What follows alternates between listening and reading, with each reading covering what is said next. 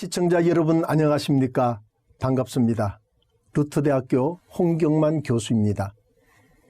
하나님 우리 아버지와 우리 주 예수 그리스도의 은총과 평강이 충만하시기를 기원드립니다. 오늘은 최초의 개신교회 토로가오 성교회 건축 이야기를 나누고자 합니다. 우리 교회는 이런 귀한 개신교적 신앙 유산을 물려받아 오고 있다는 점에서 역사적인 정통, 즉 바른 교회입니다. 오늘 이 시간 또 역사적 정통 교회를 이루어가는 모든 성도님들과 가정, 그리고 모든 주님의 교회가 세상을 구원하는 천국 가는 구원의 방주의 사명을 감당하실 때 하나님 아버지의 크신 은총이 충만하시기를 기원드립니다. 16세기 그러니까 1500년대에 일어난 종교개혁 운동은 독일의 종교개혁자 마르틴 루터가 부패하고 타락한 로마 가톨릭 교회와 그 수장인 교황에게 대항하는 일로 시작되었습니다. 1517년 10월 31일은 루터가 로마 교황청의 면죄부 판매의 잘못을 지적하는 95개 조항의 반박문을 독일 성 비텐베르크 성당 정문에 부착함으로써 시작되었습니다. 이 사건이 종교개혁 운동의 불씨가 되어 전 유럽을 쇄신하는 열풍을 불러일으켰습니다. 루터의 이 운동은 비단 교회 분야에서 뿐만 아니라 정치, 경제, 사회, 문화 등 사회 곳곳에서 전반적으로 큰 영향을 끼쳤습니다. 로마 가톨릭 교회는 마르틴 루터와 이 개혁운동을 지지하고 함께 일어난 성도들을 없애기 위해 군사적 힘 등등 온갖 방법을 동원하여 박해하기 시작했습니다. 당시 유럽은 이탈리아, 프랑스, 스페인 등 몇몇 강대국들을 제외하고 대부분 신성 로마 제국의 울타리 속에 포함되어 갖고 그 속에 소속되어 있었습니다. 루터가 속한 독일뿐만 아니라 동시대의 위대한 개혁자인 깔뱅이 속한 제네바도 마찬가지였습니다. 개혁자 츠빙글리의 취리 같은 곳도 마틴 부처가 활동하던 스트라스부르크 지역 등등 신성 로마 제국 안에 속해 있었습니다. 로마 가톨릭 교회의 교황은 루터를 비롯한 종교개혁자들과 그들을 지지하는 사람들을 제거하기 위해 신성 로마 제국의 강력한 군대를 동원했습니다. 당시 신성 로마 제국의 황제는 칼 5세였습니다. 1521년 신성 로마 제국은 로마 교황과 힘을 합쳐 독일 보름서에서 신성 로마 제국 국회를 열어 루터를 신문하고 재판했습니다. 그들은 루터에게 종교개혁이라고 외치며 교황에게 대항하는 모든 주장과 책들을 취소하라고 강요했습니다. 루터를 신문하는 일에 나선 당시 로마 가톨릭 교회의 대신학자로 꼽히는 에크는 루터에게 이 책들과 거기에 담겨있는 잘못을 숨김없이 대답하시오. 당신은 당신의 책들과 거기에 담겨있는 잘못을 포기하겠소, 포기하지 않겠소 라고 협박하며 공격해왔습니다. 루터는 자신의 대답 한마디에 목숨이 위태롭다는 사실을 알고 있었습니다. 그러나 루터는 그 자리에서 황제와 수많은 군주들과 로마 교황청의 옷을 입은 사람들 앞에서 조금도 굴하지 않고 외쳤습니다. 내 양심은 하나님의 말씀에 사로잡혀 있습니다. 나는 아무것도 취소할 수 없고 또 취소하지 않을 것입니다. 왜냐하면 양심에 어긋난 행동을 한다는 것은 우리에게 옳지 않을 뿐만 아니라 우리에게 안전하지도 않기 때문입니다. 하나님이여 이 몸을 도와주소서 아멘이라고 외쳤습니다. 이때 루터가 한 유명한 말이 하나님 제가 여기 서 있나이다 저를 도와주소서라는 말이었습니다. 신성 로마 제국 황제는 보름서 칙령을 발표하여 루터를 이단으로 확정하고 루터의 목숨 보장을 앞으로 21일간만 보장한다고 발표했습니다. 그 칙령의 내용을 보면 시간이 지나면 아무도 그를 따스하게 대해서는 안 된다. 그를 따르는 사람들도 마찬가지로 유죄 판결을 받을 것이다 라고 선포하고 있습니다. 이 말은 루트를 죽여도 된다는 의미였습니다. 그 후 교황 측에서는 루트와 루트를 따르는 사람들에게 로마 가톨릭 교회에 대항하는 자들이라는 뜻으로 프로테스탄트라는 별명을 붙이며 모욕하고 조롱했습니다. 지금 우리 개신교회의 이름이 된 이 프로테스탄트라는 말은 이렇게 해서 만들어지게 된 것입니다. 이것은 마치 우리 기독교가 예수 그리스도께서 극악무도한 무리들로부터 수치와 고통과 죽임을 당하신 십자가가 우리의 주제가 되고 우리의 자랑이 되고 우리의 구원의 표상이 된 것처럼 역사가 흐르면서 프로테스탄트, 그 말이 우리 개신교회의 이름이 된 것입니다. 이렇게 목숨이 경각에 놓인 루트는 독일 작센의 왕 선제후 프리드리히의 도움으로 구사 일생으로 보호를 받아 안전한 피신처로 옮겨졌습니다. 이때도 대단한 일이 일어났습니다. 루트를 보호하려는 작센 왕의 기사들이 몰래 루트를 납치하여 사라진 것입니다. 그것은 아무도 모르게 루트를 은밀한 곳에 숨겨서 보호하려고 한 것입니다. 루트는 독일 바르트브르크 성에 피난되었지만 그냥 가만히 있지 않았습니다. 그곳에서 몇 개월 동안 독일어로 성경을 번역하였습니다. 그래서 자국 백성들이 성경을 읽을 수 있도록 만들었습니다. 루트는 이 일을 마치고 10여 개월 후에 자신이 목회하며 학생들을 가르치고 자신과 함께 평생을 동고동락하는 가족과 성도들이 있는 독일 비텐베르크로 돌아와서 하나님의 부르심으로 별세하는 그날까지 그곳에서 지내면서 종교개혁 운동의 불을 지펴나갔습니다. 이 시간 제가 최초의 개신교회 토로가오 성교회 건축 이야기에서 16세기 종교개혁자 루트 이야기로 시작하는 것은 이유가 있습니다.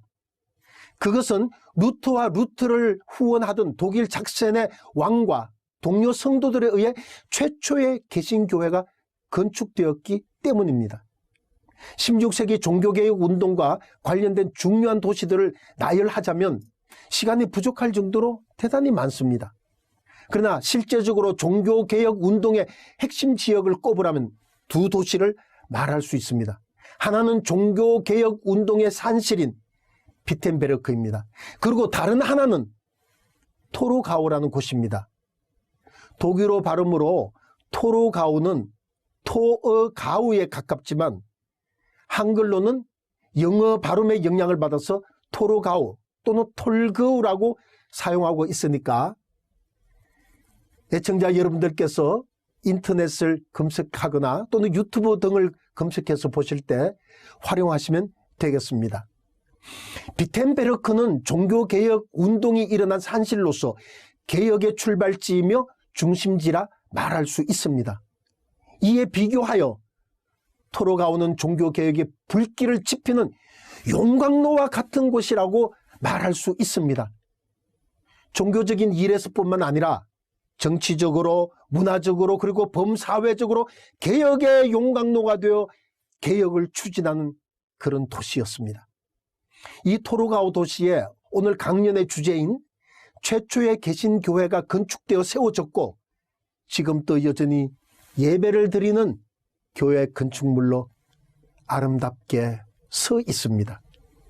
토로가오 도시의 중요성을 한 가지 예를 들어서 설명하겠습니다. 신성 로마 제국 황제는 당시 회교도인 이슬람의 침략으로 인해 대부분 기독교 국가였던 유럽의 위기 때문에 골칫덩어리를 앓았습니다. 그래서 황제는 유럽인들을 종교적 분쟁에서 유럽 내에서 프로테스탄트 측과 로마 가톨릭 측 등등 화해를 이루게 해서 이슬람 침략을 공동으로 대처하고자 했습니다. 그래서 일명 프로테스탄트인 루트파와 협상하려고 1530년 6월에 독일 아우크스부르크에서 제국회의를 개최하고 그때 루터 교인들을 초청했습니다. 황제는 프로테스탄트 측에게 무엇을 믿는지, 그 믿고 있는 내용이 무엇인지 문서로 만들어 제출하라고 했습니다. 그래서 프로테스탄트, 즉 루터파는 6월 제국회의에서 정확하게 6월 25일 황제 앞에 신앙 고백서를 낭독하고 제출했습니다. 이것이 바로 신성 로마 제국 안에서 공식적인 개신교회의 첫 신앙 고백서인 아우크스부르크 신앙 고백서, 일명 AC라고 부르는 고백서입니다. 이것은 현재 루터 교회뿐만 아니라 전 세계 개신교회의 신앙 고백서 역사에서도 중요한 신앙 고백서 문서로 자리 잡고 있습니다. 제가 좀 전에 토로가오가 종교개혁, 즉 루터 측 진영에서 중요한 지역이라고 말씀을 드렸습니다. 이 아우크스부르크 신앙 고백서 작성이 완성되고 난 후에 신성 로마 제국 황제에게 제출하기 전, 그러니까 3개월 전인 3월 27일 먼저 종교개혁 측 진영의 지도자들이 토로가오에 모여서 최종적으로 확인하고 서명을 했습니다. 그리고 독일 작센의 선제후 프리드리 왕에게 먼저 제출하여 인준을 받았습니다. 그래서 토로가오에서 인준되었다고 해서 토로가오 신조라고 부릅니다. 그곳에 모인 종교개혁운동의 지도자들은 이 토로가오 신조와 이미 먼저 나와 있던 슈바바흐 신앙 고백서와 말부르크의 15개 조문을 참조하여 아우크스부르크 신앙 고백서를 완성했습니다. 토로가오는 아우크스부르크 신앙 고백서를 출발시킨 개신교회의 역사적 도시라는 점에서도 개신교회의 역사에서 중요한 위치를 차지하고 있습니다. 앞에서 로마 교황 측에서 루트파를 로마 가톨릭 교회에 대항하는 자들이라는 비난으로 프로테스탄트가 되었다라고 말씀을 나누었습니다. 이 말이 나오게 된 정확한 시점이 바로 1530년 6월 25일 이 신앙 고백서를 낭독하고 제출하고 난 그때 그 자리에서 나온 말이었습니다. 당시 교황 측과 신성 로마 제국의 황실은 겉으로는 화해의 제스처를 말하면서 뒤로는 무시무시하게 공격하고 비난하면서 온갖 박해를 가하고 있었습니다. 이제 토로가오 도시에 세워진 첫 번째 교회 건축 이야기를 나누도록 하겠습니다. 토로가오 도시는 독일의 북동부 지역에 위치하고 있습니다. 동독과 서독이 통일되기 전까지는 동독 지역이었습니다. 우리가 토로가오 도시에 가려면 독일의 국제공항인 프랑크푸르트 공항에서 항공편으로 베를린을 통해서 가거나 아니면 기차를 이용해서 이동할 수 있습니다. 이 도시가 일반 역사에서 유명한 것은 세계 2차 대전 당시 연합군과 소련군이 양쪽에서 독일군을 대상으로 압박하면서 전투를 벌였습니다. 그리고 동시에 진격해서 독일군을 완전히 없애고 전쟁에 승리를 하고 최종적으로 악수를 나누었는데 그 악수를 나눈 장소가 바로 토로가오였고, 특별히 지금 최초의 개신교 교회가 세워진 그 교회 뒤쪽에서 악수를 나누었습니다. 전쟁을 치르는 동안 연합군과 소련군이 양쪽에서 공격해 들어올 때 공군기를 동원해 독일 전역에 화력을 퍼부었습니다.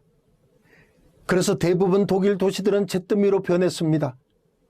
한 예로 지금은 정치 1분지로 유명한 독일 드레스덴 도시 같은 경우에 얼마나 많은 폭격을 했느냐 하면은요, 독일에서 가장 자랑하는 교회 건물인 브라우엔 교회 같은 경우는 거의 폭격으로 마치 용광로 속에 들어간 것처럼 불바다가 되어 건물이 거의 녹아질 정도였습니다.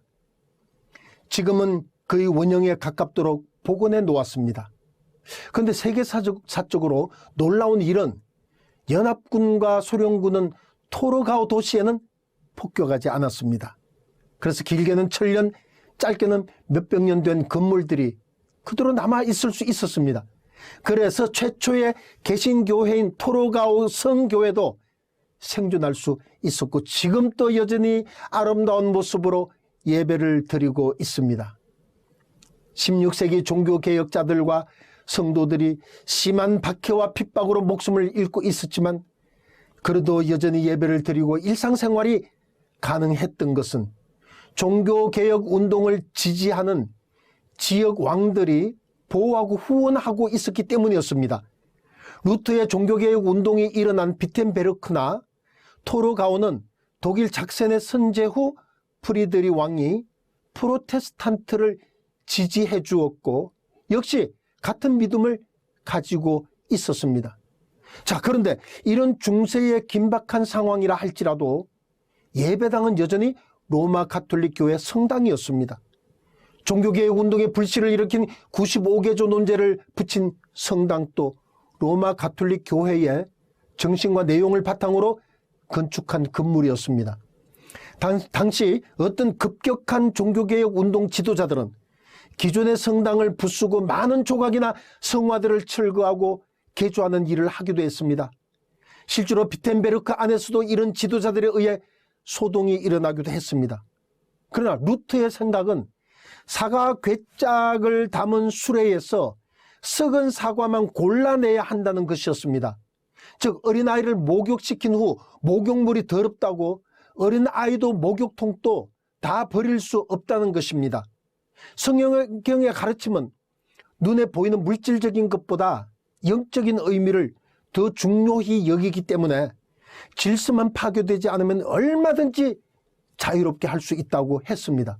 그러나 질서를 위해서 신앙에 위배되거나 부패하고 남용되고 오용되지 않는다면 영적인 신앙을 위해서도 과거로부터 내려오는 신앙의 유산을 보존하며 사용할 수 있다고 생각했습니다. 그래서 독일이나 유럽의 개신교 예배당임에도 불구하고 옛날 것들을 그대로 갖고 있는 이유도 여기에 있습니다. 그런데 루터와 루터의 동력자들과 성도들의 고민은 그럼에도 불구하고 로마 가톨릭 교회로부터 물려받은 교회 건물에서 개신교회의 신앙에 따라 개신교의 신앙 원리에 따라 새로운 교회를 건축하고 싶었습니다. 이 교회 건축이 토로가오에서 이루어졌습니다. 토로가오에는 독일 작센 지역의 왕가의 본궁인 든든한 바위라는 뜻을 가진 하르텐펠서 왕궁이 있었습니다. 루터를 강력하게 지지하며 후원한 작센의 새로운 선제후 요한 프리드리 왕이 이 왕궁 안에다가 최초의 개신교회를 짓도록 허락했습니다. 이 왕은 자신의 왕궁을 내어주었을 뿐만 아니라 모든 건축 재정을 지원했습니다. 그래서 토로가오 성교회라는 이름에서 성이라는 뜻은 왕궁을 의미하는 글자입니다. 중요한 점은 오늘 우리가 함께 나누려고 하는 이야기의 핵심이기도 합니다. 왜 루터와 종교개혁 운동의 성도들은 이 교회를 세웠느냐고 하는 말입니다. 제가 현지에 가서 이 토로가오 성교회를 연구하면서 느낀 것은 이 지역에는 당시에 대단히 큰 성당이 여러 개 존재하고 있었습니다. 이에 비하여 전적으로 루터가 관계하여 건축한 최초의 개신교회인 토로가오 성교회는 아주 작은 교회입니다. 교회는 3층 건물인데 내부는 3층 전체가 천정까지 뚫려 있습니다. 양쪽 벽에는 아케이드를 만들어서 다닐 수 있도록 복도로 이용했습니다. 제가 예배실 바닥 평수를 레이저 측정기로 측정했는데요. 양쪽에 두꺼운 벽체와 발코니를 받치는 기둥등을 제외하고 실제로 회중석의 크기가 평수로 치자면 약 53평 정도 되는 아주 작은 예배당이었습니다. 물론 제대 쪽에, 제당 앞쪽에까지 하면은 약 60여 평이 됩니다. 물론 유럽의 왕궁이 우리가 생각하는 동양식의 궁궐이 아니기 때문에 공간의 크기가 작을 수밖에 없지만 그러나 토로가오 도시에 여러 큰 성당이 있었음에도 불구하고 이처럼 작은 예배당을 건축한 이유가 여기에 있었습니다. 그것은 한마디로 의도적으로 개신교회의 신앙 원리를 바탕으로 교회를 건축하려고 한 것입니다. 시간상 모든 교회 건축 내용을 설명할 수는 없지만 그 중에 핵심적인 우리 프로테스탄트, 즉 개신교회의 신앙 원리가 의도적으로 적용되어 표현되고 있는 점들을 말씀드리겠습니다. 오늘 이야기를 시작할 때 최초의 개신교회 건축에 개신교회의 중요한 신앙 원리가 적용되었다고 말씀드렸습니다. 맞습니다. 우선 교회 정문부터 보겠습니다. 1537년 시작한 설계도를 시작으로 1544년 10월에 헌당식 예배를 드렸는데요. 근데 정문은 중세 로마 가톨릭 성당의 아주 엄청난 그런 규모하고는 비교가 되지 않는 마치 가정집에 들어가는 정문 대문의 작은 문과 같습니다. 보통 대성당의 앞에 있는 정문의 건축물을 timpandium이라고 그렇게 말합니다. 그리스 건축에서 앞쪽에 보이는 박공 지붕의 윗부분의 벽이라는 뜻에서 유래되었습니다. 이 timpandium에 관해서는 그곳에다가 여러 조각을 새겨서 들어오는 사람들에게 심판과 구원에 관해서 교육을 시키려고 합니다. 그런데 심판에 관한 내용을 보면 무섭거든요. 그래서 교회에서는 면죄부 판매와 연결시켜서 사람들에게 구원의 은총의 기쁨을 주기보다도 두려움에 떨게 해서 면죄부를 사게 하고 인간의 공로 행위로 구원을 받도록 이끌었습니다. 그런데 토로가오 성교의 입구는 그리 크지 않은 마치 어느 주택집에 들어가는 현관의 입구처럼 아치형 대리석으로 둘렀습니다. 그런데 이 대리석에는 예수님께서 십자가 고난을 당하시는 내용들을 다 조각해 놓았습니다.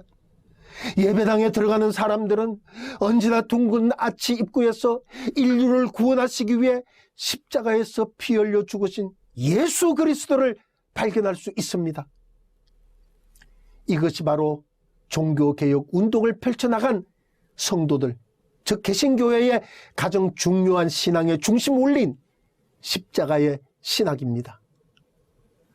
루트와 개혁파 성도들은 죄인인 인간은 누구든지 값없이 구원의 은총으로 의롭다 인정되고 구원받을 수 있다는 은총의 신앙, 즉 하나밖에 없는 독생자를 십자가의 희생제물로 삼으면서까지 인간에게 사랑을 베풀어 주신 자비로운 하나님 아버지를 보여주었습니다.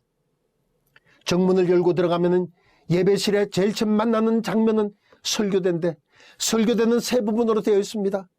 왼쪽에는 요한복음 8장에 간음한 여인으로 끌려와서 예수님의 은혜로 구원받은 여인 사건, 그리고 두 번째 가운데 말씀에는 누가복음 2장에 나오는 어린이 예수님께서 성전에서 말씀을 가르치는 내용, 그리고 이쪽에 이런 마지막 세 번째는 여러분 여기에는 요한복음 2장에 나오는 채찍을 휘두르면서 성전을 깨끗하게 하신 예수님의 사건이 새겨져 있습니다. 우리가 일반적으로 종교개혁 3대 원리라고 하면은 은총만으로, 믿음만으로, 그리고 말씀만으로라는 이 원리를 말하고 있는데, 이 원리가 은총만으로, 그리고 말씀만으로, 믿음만으로가 새겨져 갖고 있습니다. 가장 중요한 제대 부분에는 로마 가톨릭처럼 매번 예배 때마다 예수님을 희생시키고 이 예배를 드리고 하는 제사주의 예배가 아니었습니다. 그곳에서는 조그만 가정집의 식탁처럼 작은 예배 제대지만, 그러나 그곳에는 성찬식이 되어서 교인들에게 주님의 살을 나눠주고 주님의 보혈을 나눠주면서 성찬을 나누는 감사 성찬 식탁이 되었습니다. 이곳에서는 계급 제도를 가지고 예배드리지 않았습니다. 누구든지 똑같은 자리에서 함께 모여 예배를 드리면서 함께 찬송을 부르며 하나님께 영광을 올려드렸습니다. 루터는 히브리서 10장 말씀을 가지고 이렇게 말합니다. 그러므로 우리는 믿는 마음으로 하나님의 현전에 담대히 나와 아바 아버지 이름을 부르며 서로를 위하여 기도할 수 있으며, 또한 제사장들의 외적이고 가견적인 업무에서 행해지고 예시된 모든 것들을 할 수 있다라고 많은 제사장직을 실천했습니다. 이후 최초로 지어진 토로가오 성교회는 유럽과 전 세계적으로 교회 건축에 영향을 끼쳤습니다. 우리는 이 신앙을 물려받은 개신교 교인들입니다. 사랑하는 애청자 여러분, 이것은 곧 성경적이며 초대교회로 돌아가는 것이며 올바른 정통적 믿음의 교회요 믿음의 사람이란 뜻으로 물려받은 것입니다.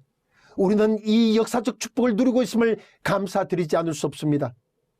모든 지각에 뛰어난 하나님의 평강이 그리스도 예수님 안에서 우리 모두의 생각과 마음을 지키시기를 바랍니다. 감사합니다.